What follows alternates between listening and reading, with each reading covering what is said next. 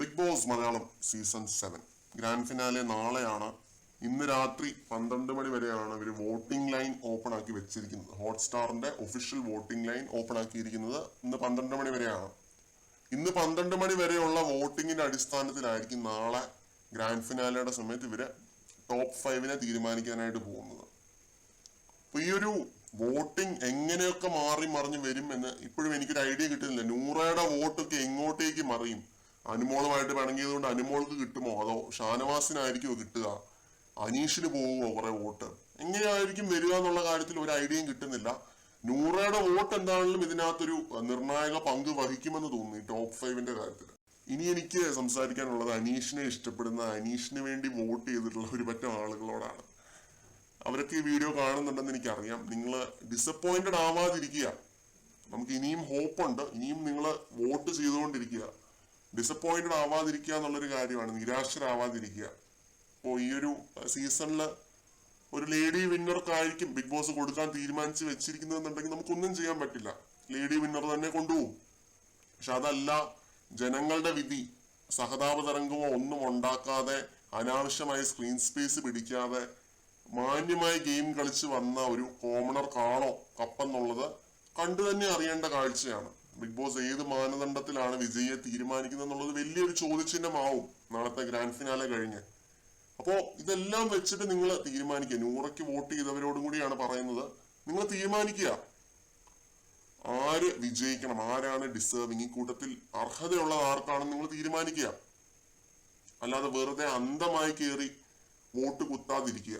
ഒരു സഹതാപ തരംഗത്തിലും വീഴാതിരിക്കുക എന്നാണ് എനിക്ക് പറയാനുള്ളത്. ഒഫീഷ്യൽ വോട്ടിംഗ് ട്രെൻഡുകൾ പ്രകാരം ഇനിയും നമുക്ക് പ്രതീക്ഷയ്ക്ക് വകയുണ്ടെന്ന് തന്നെയാണ് ഞാൻ വിശ്വസിക്കുന്നത്. എനിക്കറിയില്ല, പ്രതീക്ഷയ്ക്ക് വകയുണ്ട് എന്ന് തന്നെയാണ് ഞാൻ അറിഞ്ഞത്. മാറിയും മറിഞ്ഞും നിൽക്കുകയാണ് അനുമോളും അനീഷും, ഇങ്ങനെ മാറിയും മറിഞ്ഞും നിൽക്കുകയാണെന്നാണ് അറിയുന്നത്. അനുമോളെ മേളിൽ പോയി നിന്ന് രാവിലെ ഒരു വിവരം കിട്ടിയിരുന്നു. വീണ്ടും അനീഷ് ലീഡിംഗ് ആയി, പിന്നെ അനുമോള് ലീഡിംഗ് ആയി. ഇത് ഇങ്ങനെ മാറിയും മറിഞ്ഞും വന്നുകൊണ്ടിരിക്കുകയാണ്. ഇന്ന് രാത്രി 12 മണിയോടെ നമ്മൾ അറിയും ആരാണ് ടോപ്പിൽ, ആരാണ് ഈ സീസൺ വിജയിക്കാൻ പോകുന്നത് എന്നുള്ളത്. ഞാൻ പലപ്പോഴായിട്ട് ഇവിടെ പറഞ്ഞിട്ടുണ്ട്, അനീഷ് ജയിക്കുന്നത് കാണാൻ വേണ്ടി തന്നെയാണ് എനിക്ക് ആഗ്രഹം. കാരണം ഡേർട്ടി ഗെയിം ഒന്നും അനീഷ് കളിച്ചിട്ടില്ല, അനുമോളെ പോലെ കളിച്ചിട്ടില്ല. അങ്ങനത്തെ ഒരു വൃത്തികെട്ട കളി കളിച്ച് അങ്ങനെയൊന്നും എത്തി നിൽക്കുന്ന ഒരു കണ്ടസ്റ്റന്റ് അല്ല. മറ്റുള്ളവരുടെ ലൈഫ് വെച്ചിട്ട് കളിച്ചിട്ടില്ല. ഇങ്ങനെയുള്ള ഒരുപാട് കാര്യങ്ങളുണ്ട്. അനീഷ് ജയിക്കുവാണെങ്കിൽ അതൊരു ചരിത്രമാവും. മലയാളം ബിഗ് ബോസിലെ എന്നല്ല, ഇന്ത്യൻ ബിഗ് ബോസ് ചരിത്രത്തിലെ തന്നെ ഒരു ബെഞ്ച് മാർക്ക് ആയിരിക്കും എന്നാണ് എനിക്ക് തോന്നുന്നത്. ഒരു കോമണർ വിൻ ചെയ്യുക എന്ന് പറയുമ്പോൾ അതൊരു വലിയ കാര്യം തന്നെയാണ്.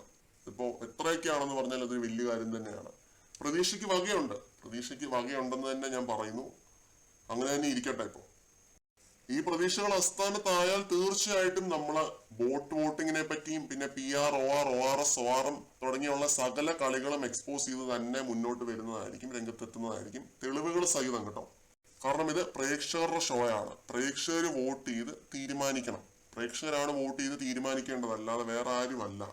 അനുമോള് ജയിക്കുകയാണെന്നുണ്ടെങ്കിൽ ഈ ഷോയുടെ ക്രെഡിബിലിറ്റിയെ ഭയങ്കരമായിട്ട് ഇത് ബാധിക്കും, ഭയങ്കരമായി തന്നെ ഇത് ബാധിക്കും. കാരണം സീസൺ 6 അങ്ങനെയാണെങ്കിൽ ജാസ്മിൻ ജാഫറിന് കൊടുക്കേണ്ടതായിരുന്നു. ഞാൻ പറയും സീസൺ 6 ജാസ്മിൻ ജാഫറിന് കൊടുക്കേണ്ടതായിരുന്നു കപ്പ്. എന്തുകൊണ്ട് കൊടുത്തില്ല? അവിടെ ആ ചോദ്യത്തിൽ പൊളിഞ്ഞു വീഴും. എല്ലാവരുടെയും മാസ് കൂരി വീഴും, അവിടെ വീഴും. ജിൻഡോയെ സപ്പോർട്ട് ചെയ്ത ഒരാളാണ്, പക്ഷെ ജാസ്മിൻ ജാഫർ വിജയിക്കേണ്ട സീസൺ ആയിരുന്നു എന്ന് ഞാൻ പറഞ്ഞാൽ നിങ്ങൾ എന്ത് പറയും? കൂടുതൽ അപ്ഡേറ്റുകളുമായിട്ട് വീണ്ടും കാണാം.